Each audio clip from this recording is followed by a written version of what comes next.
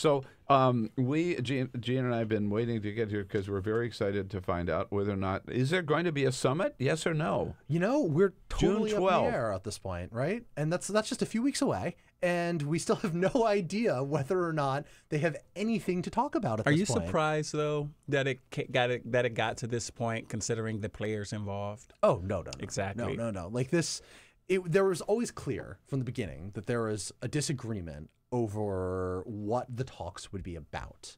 Yeah. So Trump wanted it to be about North Korea giving up its nuclear weapons, and then we'll talk about giving you some stuff. Yeah.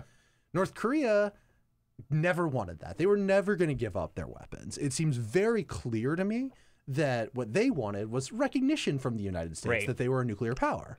And they were willing to maybe, you know, give some minor concessions, maybe even some significant ones like limits on its ballistic missile program in exchange for basically saying, okay, you can keep your nukes. Yeah. Trump was never going to agree to that.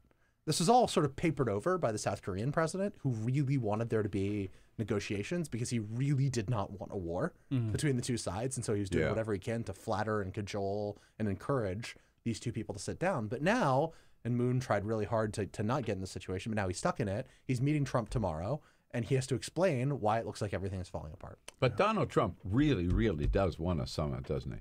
He wants to show that he is the deal maker, that he's the guy who could solve the North Korea crisis when nobody, and especially not Barack Obama. Right. And therefore possibly eligible for a Nobel Peace Prize. He did. You know, I saw a thread from a South Korean professor today. Well, he's a British professor in South Korea. And he said everyone in South Korea knows that that was designed to flatter Trump, and they all think it's ridiculous, the notion that he could be up for a Nobel. And then so their president floated it first, and they were all like, okay, come on, this is a negotiating gambit. Sure. And then we started taking it seriously in the Western press. And we've seen reports in the Western press about how important flattery has been with this administration in terms of getting any type of progress. I have to tell you, I hope this summit happens because it is going to be the photo op of our lifetime. These two egomaniacs playing to the cameras, right? They're going to be, Donald Trump would be pushing Kim Jong-un aside, so he has a better shot. Kim Jong-un would be pushing him, but both the two men with the worst hair on the entire planet. I have to say, I mean, no, getting the two of them together will be worth the price of admission. I think it has revealed, and I mean, you could speak to this with more insight, just how little this Trump White House seems to know about this issue in terms of global affairs and the history of North Korea and South Korea, and what it is that they really want, what they're willing to do, what they're not willing to do, and the impact that could have on other players.